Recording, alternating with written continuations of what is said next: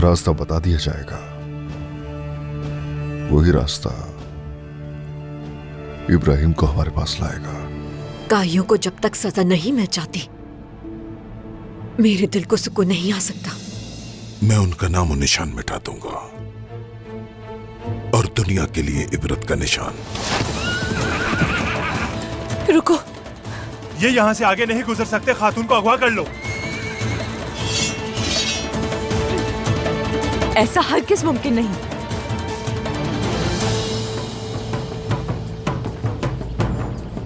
गद्दार।